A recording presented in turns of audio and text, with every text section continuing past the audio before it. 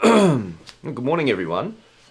So, welcome to my live stream for April, and thank you to all my patrons for their support. For people who don't already know, watching this after the fact, my my videos are supported by quite a number of patrons who make it possible for me to go ahead and do reviews and other stuff. So, thank you all to them. And if I do look very, very sleepy, it's because I woke up only a little while ago and it's, 6 o'clock in the morning here. And I have just drank some water and eaten a banana, and that's it. No coffee or anything. Not that I drink coffee anymore. Or no tea. And so this is going to be a very sleepy stream, though hopefully in good time for everyone.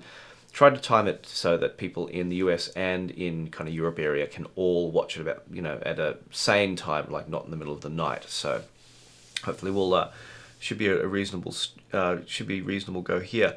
I've got all the, actually just before I started, the broadcasting software, the OBS software crashed and I had to reinstall it, and it tends to be a bit flaky, but it looks like I've got the settings just about right this time to for everything to work reasonably well. And it's showing green lights everywhere, so I hope you can all see me okay. I've got the chat on in front of me here so I can see what you're all saying too. Well, thank you for the lighting compliments. My big lighting upgrade, it wasn't big at all, was to get a couple of regular desk lamps and put in 100-watt equivalent LED globes, so they're just across there. You can't see they reflect. I realized that when I was shooting some of the videos, actually, they were reflecting off the glass, so I had to carefully position them. But it was a very efficient upgrade, and it helps with the lighting. And I also bought some very expensive, not very expensive, the very bright ceiling lights. Normally they say, oh, you need for this size room, you need this size light, and I bought ones a couple of grades up, so it does help a lot to increase the light, even though the outside it's only just dawn's only just peeking over the hills. So first, what I'm going to do is one of my patrons said that he had 3 months of free Rune, which he didn't need because he already paid for Rune, and he got a discount code. So I'm going to give that away this month to a patron. So I printed out everyone's names, and I have them in a box in little strips. And what I'm going to do is I'm going to just stick it over my head and pick a random strip, and that person, if they like, can have 3 months free Rune. And Rune is a really great software because if you haven't already used it, basically you set up one computer as your library, and the software can act as the control interface, the library, or an endpoint. Or there are variations of the software which just do the library, or just do the full software, or just do the endpoint. So, for example, the iPad version is just control and endpoint. It can't do the library thing, obviously. And then if you have, once you on your own home network, you can't do it remotely. Only on your own home network, you can any control point can control the library or broadcast to any endpoint. So you can have multiple streams going across your network. It's a very great system if you just stick everything on one computer and you can control it anywhere. And I use it because I have a lot of dacs which have different inputs, or I might have a streamer here, as I do have the D300 reference, and it has Rune on here too, which is actually pretty cool. And yeah, it's you either pay per year, it's about $100 per year, or something like $500 for a lifetime subscription. But if you paid for a year and you then wanted to upgrade to lifetime, I think that if you contact them, they'll discount you the amount you've already paid from the lifetime. So, okay, so let's find someone who can get 3 months free Rune. If I can just separate all the strips. I didn't fold them this time, so I just have to pick one out. So I won't only say the first name. We have a guy called Stephen X, just like I put it on the end of the videos. Stephen X, if it's useful to you, you can have 3 months free Rune. So, it's got the email on here, so I won't show the strip itself. So that, Stephen X, I'll be contacting you about that.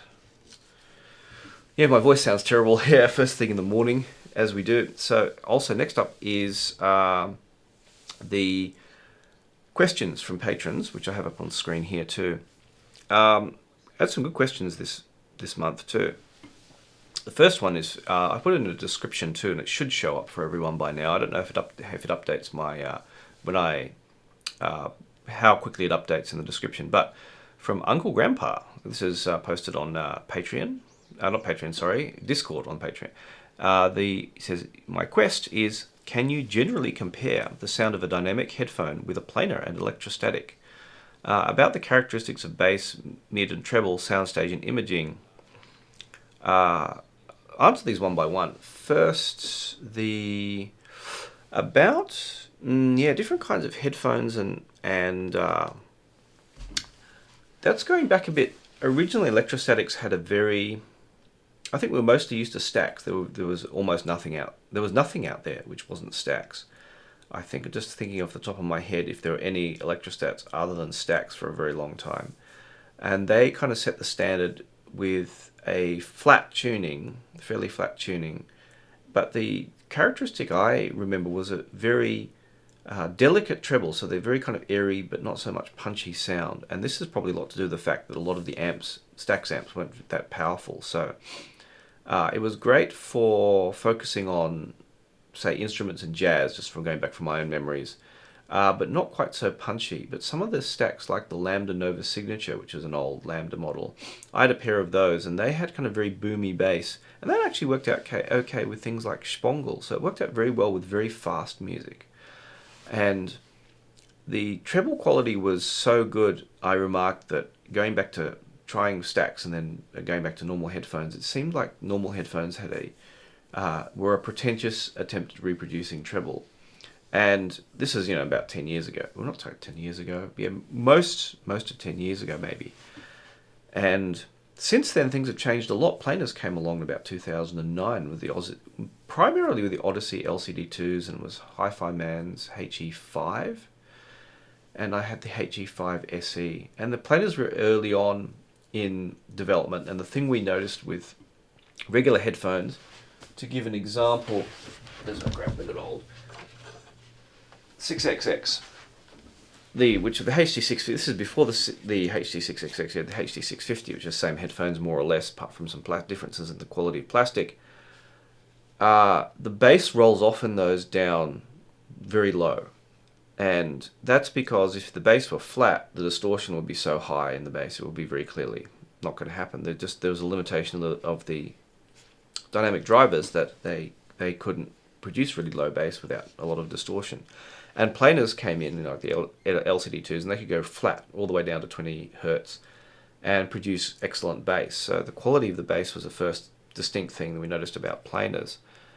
And with things like some larger drivers, I haven't checked all the specs for ages. Things like maybe the Sonys with their 70mm drivers, they could go down and do low bass really well too.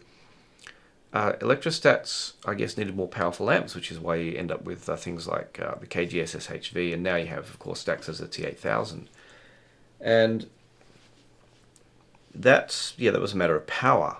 It wasn't a matter of power with these, it was a matter of design. So the early electrostats didn't have thin enough diaphragms to really get a lot of detail out of fast music without a very powerful amp, and even then, that was kind of a tricky thing.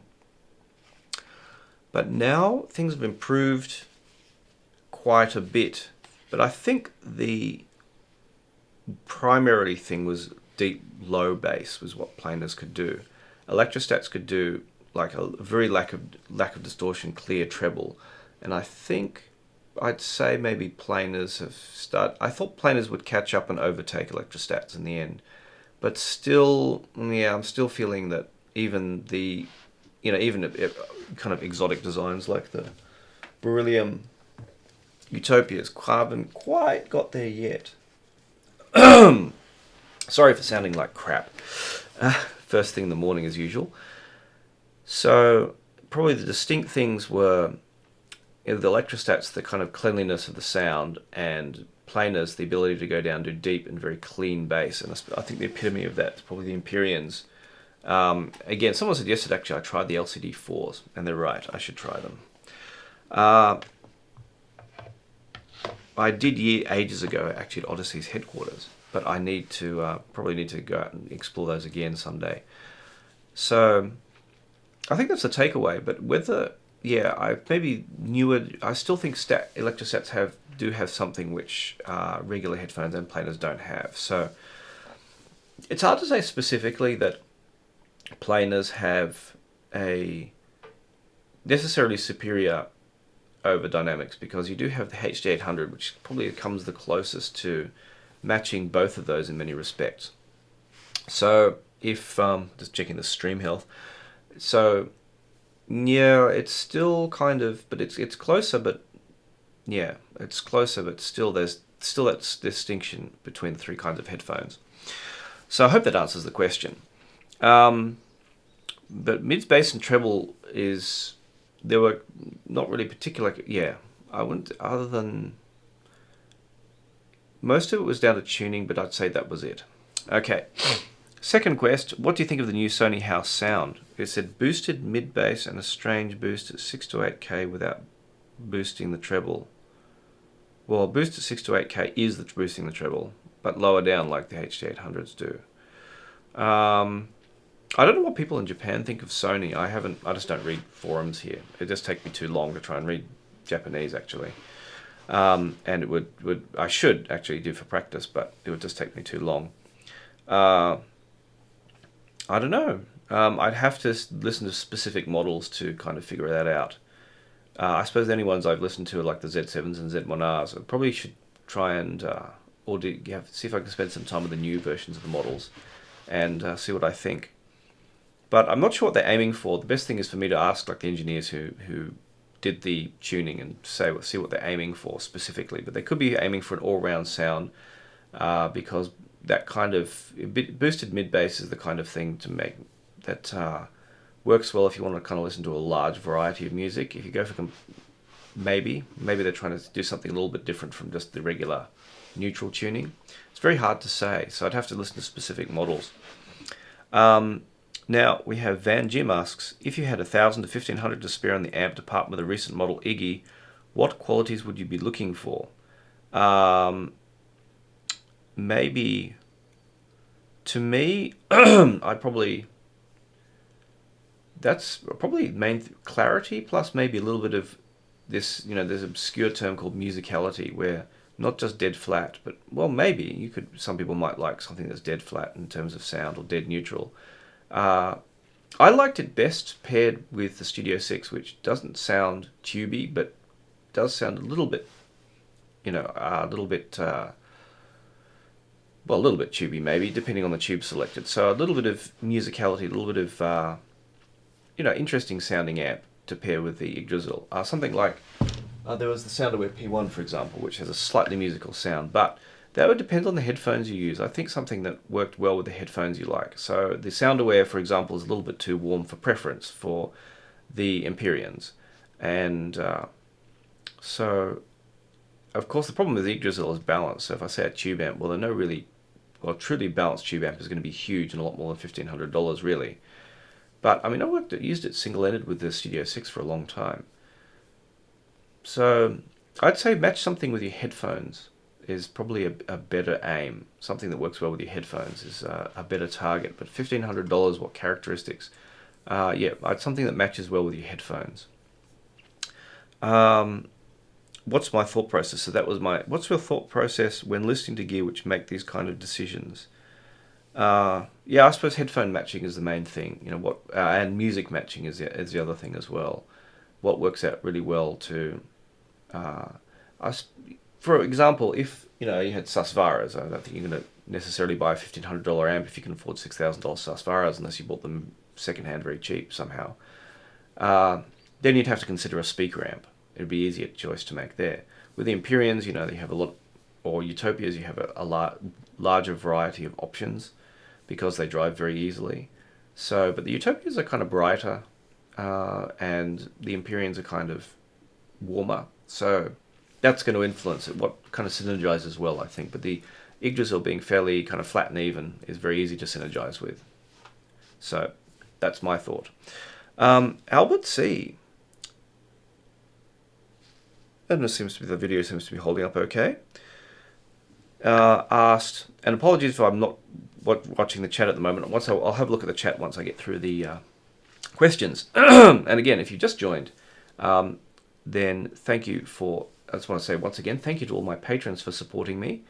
Without their support, I wouldn't be able to do these kinds of videos and drag myself up early in the morning to do a live stream. And so if you'd like to support me, please consider becoming a patron for, say, as little as $2 a month, which is like, be like buying me a coffee once in a while. You can support making these videos and get direct access to asking me questions, join the Discord, chat with me, and get access to the videos in advance without ads. And the other way you can support me, we have one supporter actually gives me super chats via these videos, which you can do as well. Super chat, also I add him to the supporter list and he has access as well. And then that's another way you can do that too, so do consider that. But now, at the moment, I'm in the middle of answering questions for people who are some of my supporters. And Albert C, who is always has very interesting questions, and he calls himself an audio noob, but that's all right. Actually, these kind of questions, I'm so used to talking to people who are very experienced with, or some have some experience with audio or headphone audio, that I forget that there are people out there who have no idea even how to plug in components together. So actually, I think you're making some videos about that in the future. Albert asks, for me, in terms of Soundstage, very few earphones and headphones I've tried have a center image that sounds like it's in front of me. Even the most largest of Soundstages stretch horizontally, but any sounds in the center sound stuck in my head or at best really close to my face. I wonder if you've heard any portable gear with a strong center image that goes out of your head. And if you see in the description, he talks about demoing the JH Layla and how things were in front of me, but only in the diagonals.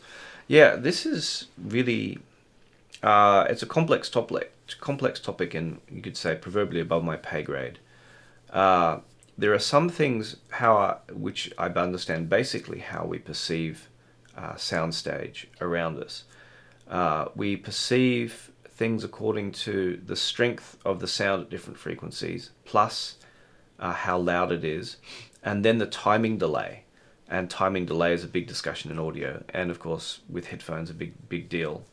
With speakers, to get an accurate image, you see speakers where they have the drivers, say there's a big pair of Sonos Faber top of the line speakers, and you see the woofers are further out than the tweeters are further back, and it's to do with the group delay, the delay of aligning the sound waves and the speed at which those sound waves travel to get an accurate image. So there are these issues, and you see the Wilson speakers, the top end ones, have screws that adjust the position of the tweeter, and I was looking at, since I have LX speakers, the top of the line LX also have a adjustment thing for the tweeter, so that you can adjust depending how far back you are, how the bass and treble align. So with my speakers, for example, depending where I stand or sit, whether I'm at my desk or sit closer, the amount of bass I get is different. And if I stand between the speakers, the amount of bass is huge, even though it doesn't sound like back at the desk there's that much. And that's also affected, of course, by whether I have the back ports open and that kind of thing. So with how we perceive sound, and reproducing that is kind of tricky. I guess, in a sense, because of head-related transfer function and equal loudness contours, something is worth looking up. We perceive bass being at quieter volumes. We perceive bass as being stronger, and at louder volumes we perceive the mids kind of come up. The curves kind of look more U-shaped as the volume is quieter, but look a bit flatter as you get louder. And so a general kind of thing to do with frequency response is, if the mids are strong, the soundstage can seem smaller. But I think some of the recent earphones have, and I think you mentioned this, Sony IR Z1R and the Campfire Audio Solaris, the lower mids are a little bit thinner, and that gives a larger sense of soundstage. And and also, if they have a peaky treble, especially with music such as classical, that will give a sense of you're in a larger space. Whereas if that is muted, it can sound kind of more closed in and dull. An interesting experiment to do with frequency I did was I ran the SonarWorks software on the Focal Utopias, and the Focal Utopias, of course, have a very kind of not and flat tuning. And the Utopias are considered as having a narrow soundstage and kind of very bright in the upper mids or lower treble. But they have a very deep sense of deep soundstage. But the interesting thing is, if you run them through Sonarworks, which either tunes them to be completely flat or flat with a slight V shape, the soundstage depth disappears, but the soundstage width seems to increase. So in my experience, some experience of soundstage width, one of my early experiences was, if there's some degree of smearing, like instead of it being very precise, there's an instrument here, here, and over there, it was kind of smeared, it gives a sense that there's more in the soundstage and more going on than there really is. So one of my first jumps, say, to the Studio 6, for example, which was, when I bought it, was the best amp I ever had, it sounded initially like my brain was saying, oh, the soundstage is smaller. But it wasn't that the soundstage was smaller, it's that it was more precise. You know, the instrument's here, we have an instrument here, we have an instrument here. And that between the instruments, that smearing had gone. It sounded like there was less happening. So instead of it smearing out wider, that smearing was gone. And so the fake width had disappeared, and now I was hearing things very precisely. So it actually was producing a better soundstage than the other amps I'd used prior to that. So the question is, are we hearing soundstage, or are we just hearing smearing of the music? Was something that came to mind. And soundstage doesn't necessarily have to sound wide, it has to sound accurate. And one of the criticisms of the HD800s, for example, was that it made everything sound wide. So you have something recorded in a small, tiny venue in a small, cramped room, and it still sounded wide. So that was, but if you have the best system I ever heard, headphone-wise, or one of the two best, was the Hi-Fi Man Shangri-La with an Chord Dave, and at the Hi-Fi Man Tokyo headquarters. And I hadn't heard the HE1 with the Dave, which some people who've gone to CanJam have, but the Shangri-La with the Dave with binaural music, and binaural music, of course, is recorded on a dummy head where the microphones are where the ears are. And that sounded like, seriously, like the instruments were out in the room. Like, not just, oh, I can hear it over to the left because I'm wearing headphones. It sounded like the headphones were not there at all, and it was actually playing in the room. And that was really uncanny. And that's really what what a proper system would aim to produce. And I've heard the RAL, I don't know how you pronounce that. Their headphones apparently do produce that as well, but for only $3,000. So that's something actually I'm going to check up on. But what people are aiming for is accurate perception of a soundstage, in a sense. With earphones, you're faking it. You're faking it with tuning, and you can also probably fake it with software, which delays some of the different frequencies slightly to give a sense of things like CANS 3D and some of the other software out there that delays different frequencies by tiny fractions of a second to fool your brain into thinking there's more of a soundstage than there really is. And some of the I think other software does it too. I've gone blank on it. Not the software, but that. I remember when it comes to me, there's 3D. They demo it sometimes at CanJam, shaped like a headphone stand almost. Now, someone will probably remind me in the questions, but in the chat. But they give a demo where they put speakers out there, and you can listen to the speakers and listen to the headphones, and you can't tell the difference whether you're listening to speakers or not. And that uses a lot of clever software to achieve that. But sense of soundstage. A lot of it's to do with IEMs is definitely to do with tuning. So when I say, you can't really say that IEMs have a soundstage, but you can fool your brain through by adjusting frequencies to give you kind of a feeling of one being there. Okay, so I hope I answered that question. It's kind of a complex topic, and it really requires a lot of very kind of technical and scientific understanding, which I don't have in detail, and very basically from stuff I've read. And as John Darko says, I don't know everything, and I haven't heard everything. So,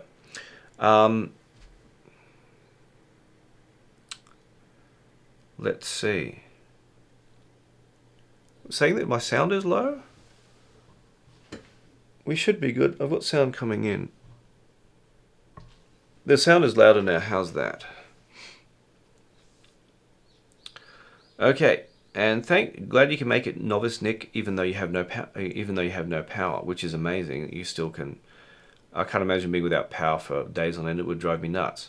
That actually does never, even with serious disasters here, that almost never happens. The power companies are so efficient here. If anything breaks down, it's back and rectified within a short period.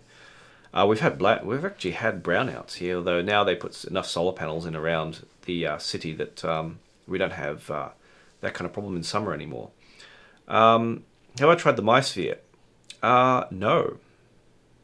Wouldn't mind though.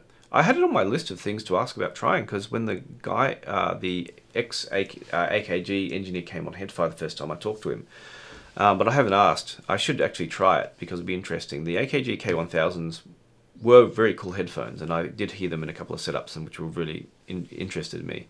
Here's the ironic thing about the AKG K1000. When I was in high school, possibly, there were in my city there were only 2 or 3 hi-fi stores. There would have been 3 at the time, where you could listen to very high-end gear, and one of them didn't last very long, I remember, but they had AKG K1000s, and $400 in Australian, $400 back in the 90s. Let's just take an arbitrary figure and be close to 1,000 now. Now, if I'd had any sense, I would have bought a pair. But I think $400 for headphones, which plug into speaker taps. Like, no, there's no way I wouldn't even come near anything like that kind of money. I would have been doing pizza runs for a decade. It just wouldn't have happened. I've heard the AFO is what's the AFO? AFO is fantastic with the Lear 3. You're gonna have to tell me what the AFO is. Maybe it's too early in the morning. My brain just doesn't work. But I'm just gonna have to not use acronyms. Don't register with me this early in the morning. I'm sorry. Would you agree that Meze Empyrean is the best headphones in the world presently? Well, what's best? I think they're the best. For me, they're the best all-rounders I've heard so far, and I haven't heard everything. So there's a lot I haven't heard. Maybe in a way, if I heard the Abyss, I'd probably say they might be the best in many ways. But the Abyss make me kind of too crazy for me to consider. Maybe so. I'd like to hear a lot more headphones before I declare anything the best. But for me, I bought them. There we go. That's how they impressed me enough that I bought them. I can say, right, they're headphones I can grab with any music, put on and listen. So for me, at the moment, they're the best. But there are also these, as I was saying, these RAL. And I don't want to try and pronounce that, RAL. I probably pronounced it wrong. Requisite headphones, which require a speaker amp. And I've heard stories of, like my experience with the Hi-Fi Man Shangri-La, of instruments coming from way out of your head. So maybe they probably could be the best, especially if they're only $3,500 odd or $3,400, whatever they cost. Am I wasting my time converting CD to DSD format? Yes. Well, there's kind of 2 answers to that. Yes, you are is probably generally the easiest answer to give.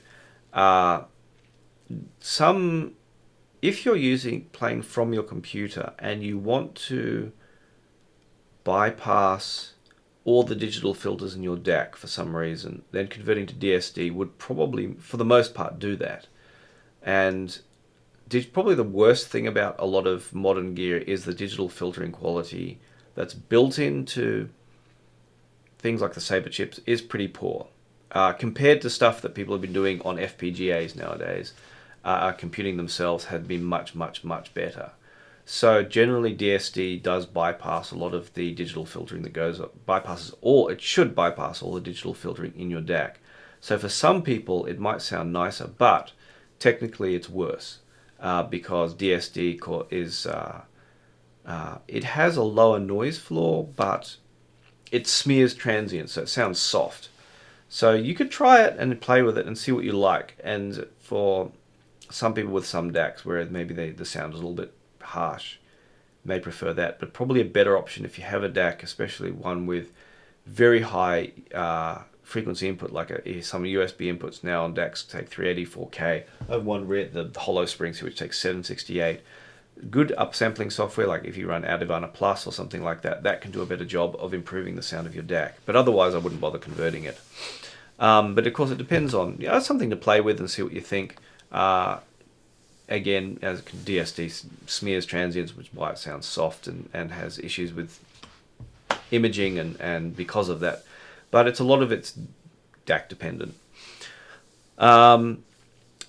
Still have time to listen to Utopia. Yeah, I think the build is better on the Empyreans. I mean, to look like like my friend did with that video I just posted a day or two ago, where he thought the Empyreans were worth double what he thought the Empyreans cost double what the Utopias do, and I guess it's a challenge for a manufacturer to make a headphone or a series of headphones.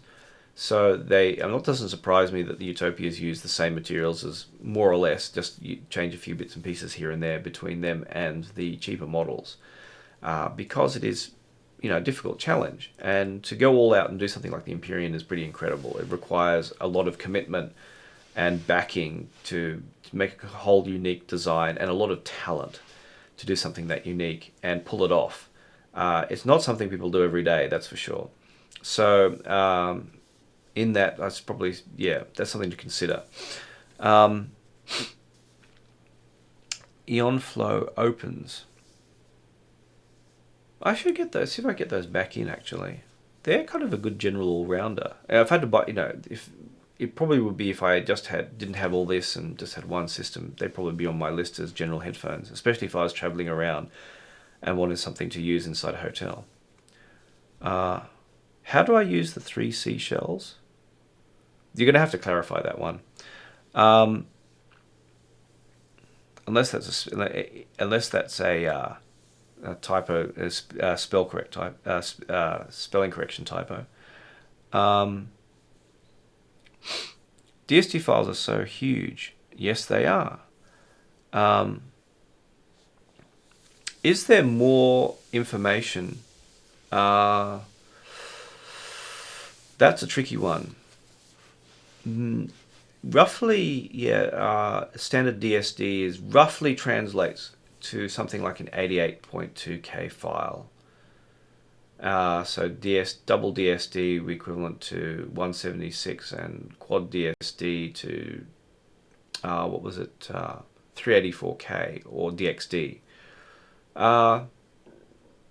Probably a standard DSD, no, not really. But I think it's more, now I'm of the opinion it's more down to the digital quality of the digital conversion. But given that something like a 48 kilohertz file will push the edge of the Nyquist edge a little bit further higher, up to 24K rather than 22K. It's with a lot of DACs, it's going to sound maybe slightly nicer as it pushes any distortion from the filters slightly higher and well into inaudible. So it's kind of all this the relevance of high res is mostly disappearing by the increasing quality of digital conversion nowadays. Thank you, CleanerPath94. FPGAs are superior. FPGA is just like a computer with no software on it. It has to be programmed. So the advantage of modern FPGAs is they have a lot of computing power in a small package, so they can run the kind of parallel computing tasks that, say, like we have in game consoles, often ran CPUs, well, GPUs as well, do parallel processing so they can produce graphics. And that kind of parallel processing is very good for doing high tap audio filters, for example, or custom audio filters. So it depends on the programming. So there's more potential there if you have someone who can program something very sophisticated, or you want to program something very sophisticated. I think we're going to see it maybe. I wouldn't be surprised if Shit Audio's new USB implementation uses a custom USB software. One of the interesting things was years ago, I think it was Via, were offering to do custom USB software for their USB chips, or custom firmware, where they removed all the unnecessary parts of the software that weren't going to be used for the component, and that improved the sound quality. But I think that's one of the possible benefits of things like FPGAs. Will be interesting. So it depends on the programmer mainly. Let's see who. Oh, hi from New Zealand, RMJ. Oh yes, good to see you again. So I'm going to Tokyo again. I don't know if you're going to Tokyo again, but it's good meeting you there. It's always good meeting people who know who I am at the shows and hang out, because at the shows most people are local Japanese who probably have never watched one of my videos. So it's really always great to see people there. So it was good meeting you. Mastrop TXX 789. We're gonna see if they have one spare. So if they have one spare, they're going to send one over. So that's what the plan is. Thoughts on Mastrop Ether CX? I haven't seen it yet.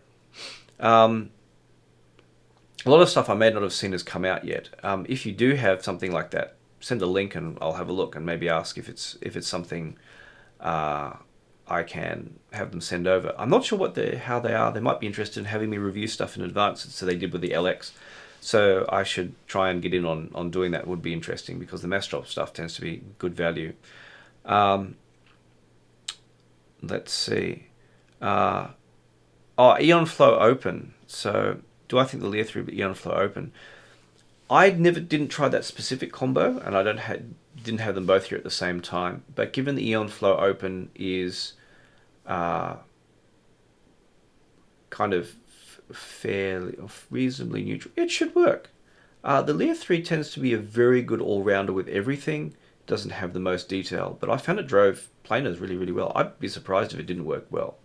And I liked it with their tongue soul tube Shit Audio were offering, which is the one I reviewed it with, because it gives a slight sense of V-shape, and that works well with kind of neutral tuned headphones, and very entertaining and enjoyable listen. So that's what I found about the amp too. It just it made stuff enjoyable and fun to listen with. Not the most detailed, but if you just want to listen in general, it was good and had plenty of power. So I think their continuity setup, where they have Class AB, but it continues, the power ramp continues through the power range evenly. I think that works out very, very well.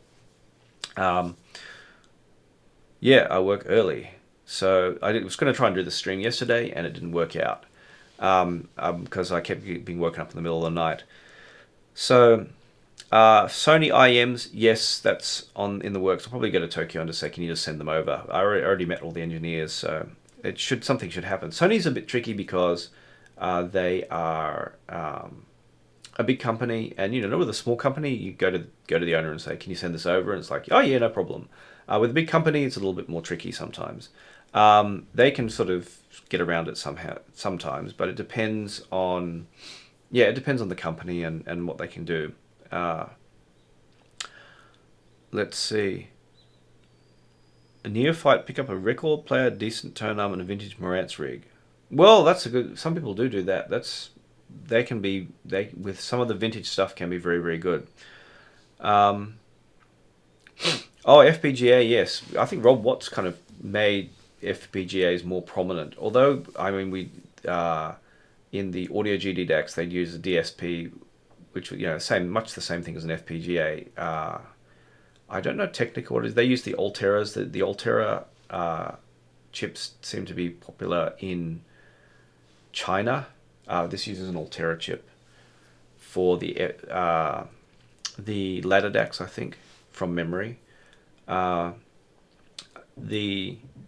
Xilinx, I think, it became kind of well known from Rob Watts programming basically an entire DAC with incredible custom code on it. But no, they've been around for a while. There've been a number of DACs which have used a standard off-the-shelf chip, but instead of using the digital filtering, the old school system was you had digital to analog converter chip, and then you had a receiver chip, maybe it was which did any filtering. And some of them, depending on the chip, were famous because they had fixed filters. We replaced it to having the filter chip. You do your own filters on an FPGA, and that's been done for half a decade at least. I can think of Berkeley Alpha. That was the one that uses Analog Devices DAC, and it used an FPGA program with their own filters. So it's been around a while. It's just that it became more of a big deal in kind of our world when Rob Watts started talking about it a lot in his custom code. Have you tried these ZMF headphones? They're on my list of things to organize. I want to. I'm really keen because I hear people really like them, and they sound like something that's different and unique. I really want to try, and they seem very different and unique. How is the Spring 2 compared to the Hugo 2 and Yggdrasil? For the short answer, it's kind of warm, like a more relaxed feeling, whereas the Yggy is kind of more exciting, and the Hugo 2 is kind of more dynamic and exciting, and a little bit more, maybe a tiny, minute fraction more detailed. So it's kind of softer and easier listening, roughly speaking, because there are some things you can change with that a little bit depending on how you send digital data to it. Where are we at? How should I burn my CDs? Good question. There was all this, like over 2 decades ago, we're going back 2 or more decades ago, people were talking about, oh, you should do it at only 2 times the speed, or you should do it at this, or this CD writer works better. I don't have an answer now. There were people 2 decades ago measuring the error rate on CDs, burnt at different rates. And some of that stuff may float back on news groups. If you don't know what news groups are, this is going back 2 decades when we didn't have fancy internet like we have now. And a lot of stuff like forums didn't exist. People did stuff on news groups. So there was alt cd, alt.cd, and there was FAQ and other things, and there may be some information floating back if the old historical news groups discussion exists. And you maybe Google stuff like alt.cd.faq and find stuff from there. There was a lot of information about burning CDs, but nowadays I just don't know where it's at. I just don't know if you can even. I have no idea. It's just been too long, and if people just don't bother doing CDs nowadays for the most part. Everyone uses, everything else just about. What's your thought of super low noise DAC and a normal one? What's a super low noise DAC? That's a question. We need more specifics. Okay. When are you going to review a pair of speakers? Well, I have a pair of speakers, but it's kind of hard to review speakers if you don't have other speakers to compare them with. And also, it depends, very room dependent, and I'm not an expert on speakers. I know the basics in general. If I started speaker reviews, I think I'd drive my family insane, because my room's on the 2nd floor and it's hauling speakers up and downstairs. No, it's not going to happen. We have narrow stairways in Japan too, and getting the speakers up here was a nightmare. Let's have a look. Hugo to an Empyrean Apocalypse. What's the Apocalypse? You're going to have to be very specific here, because again, I haven't heard everything. On the site, which you can see the link just there, here are reviews. If you go to the About and you go to the Karawong one, it lists all the gear I have experience with. I think it's almost complete. If it's not in there, I have no idea. Although I may, have a tiny idea in some stuff. Generally, no, I don't. Yes. Cord Dave is the benchmark. Well, fairly. Some people were replacing $100,000 DCS systems with Cord Daves. Apparently they like them better. Should I update my Cord Mojo to the Sony PHA3? No. I don't think the Sony amps don't have much power. Why would you? The Mojo is fine as it is. The only reason I would change from a Mojo to anything else is if I want different features. For example, some people might want Bluetooth, and so to get Bluetooth with the Mojo, well, you don't have it. So in something to consider is, I like the Cord Mojo, and between the Cord Mojo, say that I still have the XDSD here. I use the XDSD more because I need to use it with Bluetooth, and I put it in my car. And trying to hook up a Mojo, and then I'd have to get a phone mount, and it starts to get messy, where the setup I have now works best. So convenience, especially in things like portability, convenience is kind of better. And to give you an example of that, one thing we're going to review soon, Cayenne's N8. This crazy brick of steel and tube, called GNU tube inside. I I was going to say, this is one of the craziest things you might ever consider buying. But most people go, why would you spend whatever it is, it costs $3,000, I forget, for a DAP? But you know, a lot of people who consider these things don't live in big houses and live in apartments, and their entire system is here plus a pair of earphones. Or they might commute a lot, and so they don't have the hours and hours and hours a day, which they can't listen to their home system, is better spent putting the money into something like this. So that's an entire system in a DAP. So something to consider is circumstances with, you know, the gear you're going to choose to buy are very important, or how you're going to use them. So I can't take a Studio 6, for example, with me, or one of these big amps with me if I go somewhere. Where are we at? Let's have a look. How does Audio GD rate in your book compared to known brands? With something like Audio GD, because you don't have dealer and distributor markup, you tend to get better value. And same with Shit Audio, because they sell direct. So something very much to consider is brands that sell direct tend to be better value. Known brands, if we just consider, let's just consider hi-fi brands. I tried stuff from hi-fi brands in the store, which I didn't like. Probably an example being Denon. So the disadvantage is you may not be buying from, if you buy, say, something locally, if something goes wrong, it's very easy to take it and have it repaired. If you buy this and something goes wrong, then you have to send it back to China. So there are some people, there are a couple of European dealers though, but stuff tends to be fairly well made and tends not to go wrong. Very rarely go wrong. So I'd still say it's kind of complex. How do I see Audio GD compared to others? They do something. Kingwa does some things. He has his own idea. It's best to talk to him directly and understand his thinking. And if you understand a manufacturer's thinking, it kind of makes more sense. But how do they stand up? They're kind of like, I suppose. I don't like comparing, say, Shit Audio to Audio GD, but in a way, they do. There is a bit of kind of rivalry in a sense. It's kind of America versus China going on there.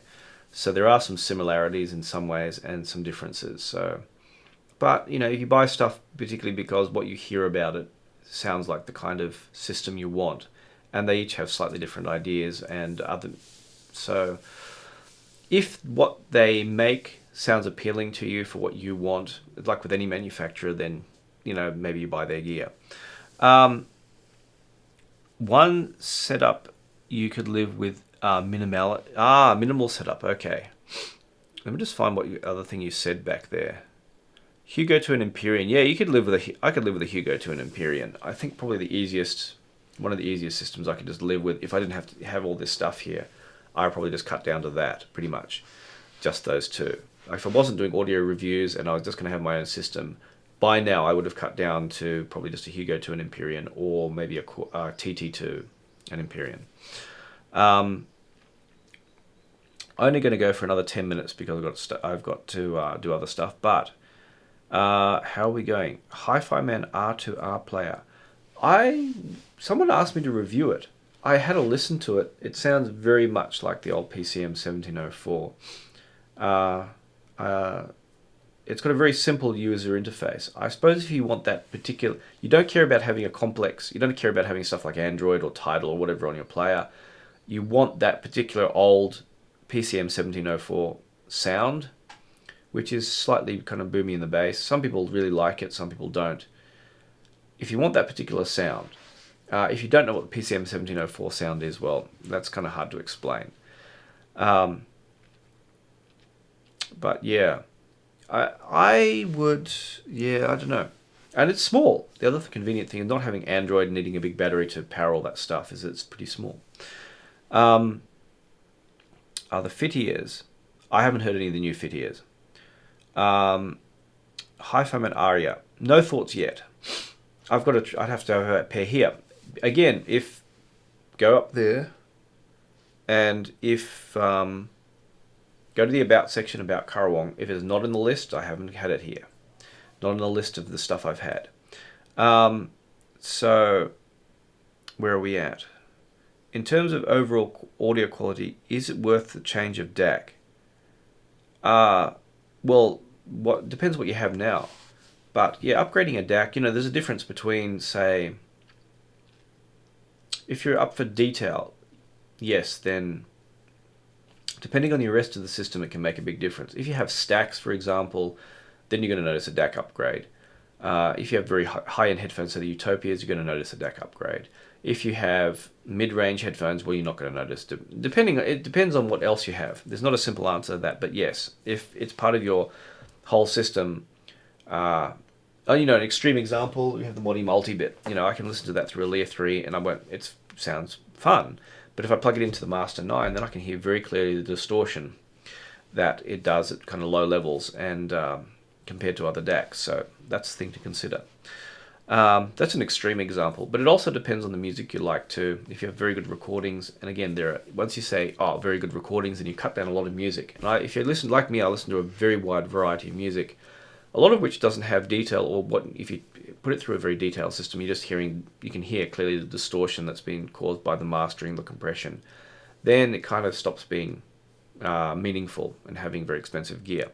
So it's dependent again on music, other gear, headphones, to really answer that question. Okay, so I ordered the Sony PH3 and sold my Mojo to afford the Sony DAC. Well, I hope your headphones are compatible. That's the main thing, that they work really well, because some of the Sony amps were just very, very underpowered for being useful all-round kind of portable gear. But if you're using IEMs, it should, fine, or stuff that's easy to power. I just haven't sat down with a PHA3 for a long time to really listen. Also, I think it required, to use balanced out, you need to use two TRS, 3.5mm TRS. You needed a funny cable, which is like, no, I wouldn't pay for that personally. Sony kind of went all over the place with balanced, and I think now they've settled on 4.4mm. They should really update the PHA3 with it. And it's been silly. Sony's had a lot of issues trying to get all their different departments organized around audio in the same way over the last few years, and big companies have that problem. So the N8, important review, can't stand the design but sound bombs apparently. Yes, that's basically it. For me, Chinese style bling is not my thing. I'm not Chinese. I don't go for bling. But basically, Hong Kong. Okay? Hong Kong. If you understand what I'm talking about, this is a Hong Kong rig. People who know what I'm talking about understand what I'm talking about when I say that. Okay? So I've known a lot of Chinese people for a very long time. Being Australian, you tend to have Chinese friends. And you kind of get a feel for the culture to a degree. They like their bling. There's stuff I wish I could say. Not about stuff that someone told me about but it's kind of not confidential, but it's interesting observation someone made about what Chinese people prefer. So it's just an interesting observation about the culture. Whereas it's sort of like when people buy cars in the US, people count the number of cup holders, and it's just stuff like that that's just local to culture, which is really kind of interesting. Where are we at? I'm going to look down the chat. Have you ever had experience with Woo Audio's 234s? Gee, I wish. If you've got the money. I mean, if I was considering a pair of 234s, I'd fly over and listen to a pair somewhere, honestly. So Empyrean over Utopia. I'm going to do a video on the Empyrean and the versus the Utopia. It may not happen till May. I'm not sure. Let's see how we go, because I'm going to try and finish some reviews before I go to Tokyo at the end of this month. But I want to do that. Specifically why I switched over and why I stopped, when I listen to music, picking up the Utopias. Do I have any new music worth talking about? Recently. Bits and pieces. Actually, what I've been listening to is NPR Tiny Desk concerts. They're worth checking out. Actually, I just found their most famous concert, the most viewed one is, I hope I pronounced this right, Anderson Park. the guy whose music was in the Apple HomePod TV commercial, but he did an NPR concert. And it's very funny because they got 15 minutes and they do 2 songs, which it's worth watching. This is just insane. Just search for Anderson .Paak NPR, and he's sitting there drumming. He's sitting there drumming and singing and drumming. It's in the comments. It's described best in the comments. So this guy I didn't know he was a drummer, and I didn't know much of it. I knew nothing about him before I saw this. And he just pulls off an act of just incredible act, but effortlessly. And they ask him for the last song. He doesn't know what they want to play, so you take requests, and they go, "Oh." And I didn't know about this song until I heard it on this Tiny Desk concert. They asked him to play "Suede," which is a very, very. And he's like, "Oh, you want us to play that?" And it's got a lot of. He says, "It's really funny." He goes, "I talk a lot of shit in this video." And he's like, "Yeah." And they asked him to play it, and he's like, "Oh, okay, yeah, sure, we'll play that." It's a very, very. He pulls it off really, really well. Even while he's drumming and singing, he self-censors the F word throughout the whole thing. It's amazing. The performance is just. It's totally not my kind of music, under normal circumstances. But when stuff is done so well, you can't ignore it. I really like that, and I just watched that video. It's like, that's amazing. But most of the new music I look for is on. I listen to Radio Paradise, which is a streaming radio station, and you can stream it. It'll stream FLAC through a web browser, so you can actually stream FLAC through it, and it'll stream. It's lossless, completely lossless, and they have different mixes. But if you use the iPhone or Android app, you can cache it on through the app on your phone, and I find a lot of new music that way because I rate them. It has a 10-level rating system, and the stuff that's highest rated, I go back when I come home and load it into Tidal and check it out there. And I've discovered a lot of new music that way. So it's very eclectic. It's very wide-ranging, a lot of music. But probably older people listen to that radio station more than younger people because the highest rated stuff is the Beatles. Like they show the ratings, the sum of all the ratings and the highest rated songs by all the listeners, and it turns out to be stuff like the Beatles and Pink Floyd. So it's probably a bit of an older generation stuff. There's no hip hop in there, for example. There's no rap music. It's kind of more middle of the road, but it tries to find stuff that's a bit more less well known to a little bit more interesting. So that's how I listen, trying to find music. It's perfect for me. Any rumors of Mojo 3? No, I don't heard any rumors of anything to do with Claude at all yet. But even if they did tell me that something was going to be made, I wouldn't be able to share it.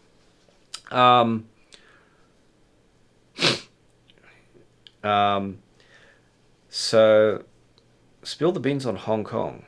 Oh, there's nothing to spill. I'm just talking about the culture. This is just very Hong Kong rig.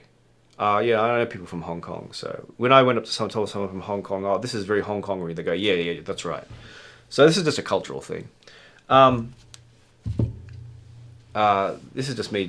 I'm not giving crap to the culture. It's just the tiny apartments and thing is a very big Hong Kong thing. I know people from Hong Kong. So I have a house, and when people go, "Hey, why the heck would I buy this?" And it's like, well, it's not for people with houses. It's for people who this is their entire system. This is they can fit in their apartment. So power conditioner of sorts behind all that. I have a PS Audio Power Plant Premiere I bought at a very good price, luckily, when I was in Tokyo, and I actually had to have it repaired, but because they had a bit of an issue with some of the design, but it seems to work fine. It makes a little bit of an improvement on the sound, I think, because I roughly compared before and after. And so, except when I'm doing reviews of, say, stuff like the Shure Audio gear, I don't plug that into the power conditioner because I want to hear how it sounds just plugged into the wall. I think one of my criticisms of some 2-channel reviews is someone had a DAC in for review, and I look at their internal pictures of the DAC, and it has a very, very basic power supply. And of course, it's going to be improved by a power conditioner. I've had amps here which were distinctly improved by even, dare I say it, changing a power cable, and it was very much because of the power supply in them. And they're probably much more sensitive to noise than they should have been. But stuff like the Audio GD, you can maybe change a power cable and barely notice it. So it's very much... power cables have to do with filtering, by the way, noise filtering. If you have a long shielded power cable, it's going to filter out high frequency noise. This is just science, so it's not a particularly big deal. and power conditioners will reconstruct the AC sine wave and filter out noise ideally. So someone was actually asking what's the cheapest way to do power conditioning, and the answer is probably something like a isolation transformer. I think you can buy triplet isolation transformers cheaply, and some people were doing that and said they made a difference. Balanced transformers too, which is much the same thing. Well, a transformer can be balanced anyway, so that was the suggestion that was given to me. I haven't tried a triplet myself, and we don't have them here, so I just bought the power conditioner at the Power Plant Premier and stuck with that. But I've used power filtering boards, and they, if you over filter, it can kind of make amps sound kind of mushy and not really dynamic. So I think some noise filtering is always kind of beneficial, but probably something like a triplet might be worth trying, and it's probably not too expensive. So that's kind of about it. It's 7 a.m. I've got to get moving. Thoughts on the Silver Guard I've got on the Empyrean. I'll just do that quickly. I suppose it kind of lightens up I think the stock cable dulls the sound a bit too much, which for a slightly warm sounding headphone is not so good. So the Silver Guard kind of livens things up. I think you notice it most in the treble, like the clarity comes through.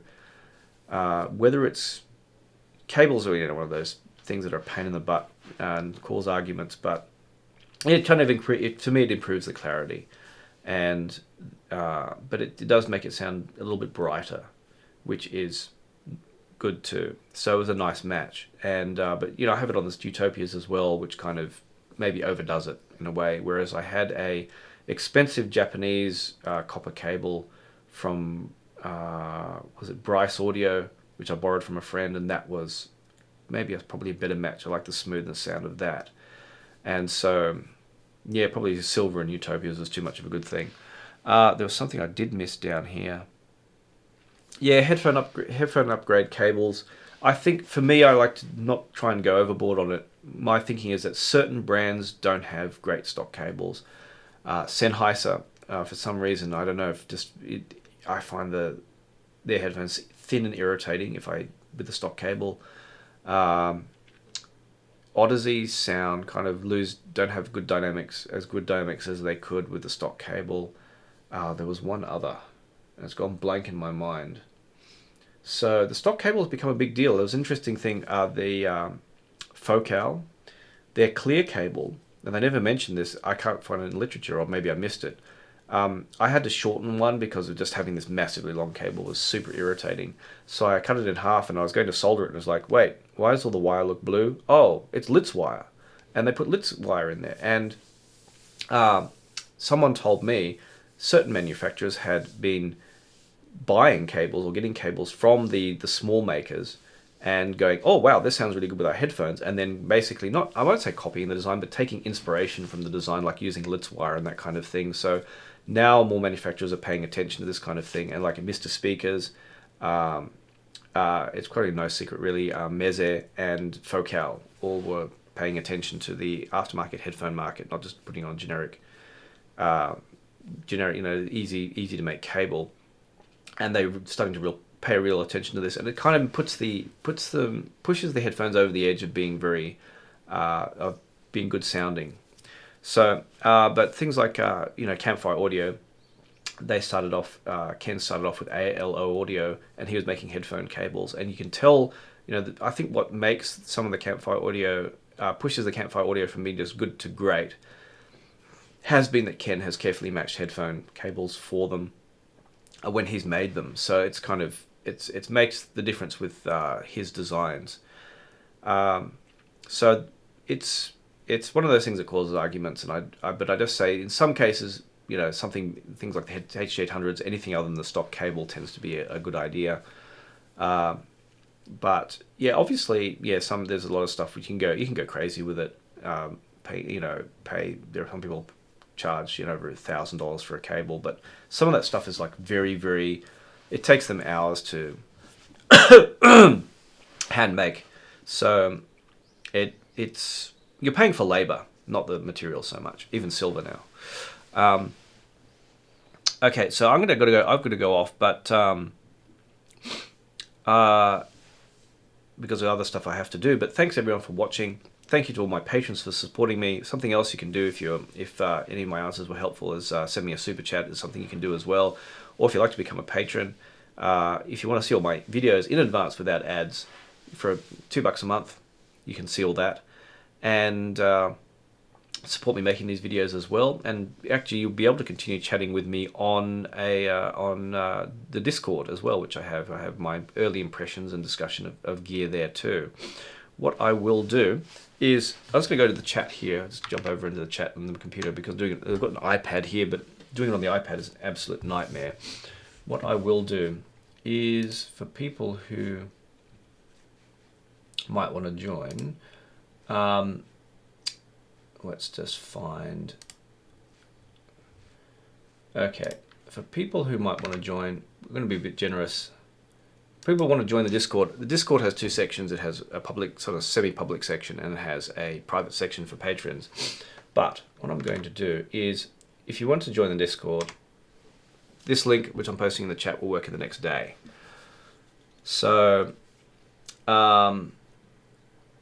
people are welcome to join up and kind of join in the chat for a while. If you become if you become a patron, you can see my early impressions and other stuff in advance, and you get to go also get to go ask questions in advance for the live stream. Excuse me. So thank you all for watching. Sorry I've got to go and do more stuff, but otherwise I'll see you in probably the next video.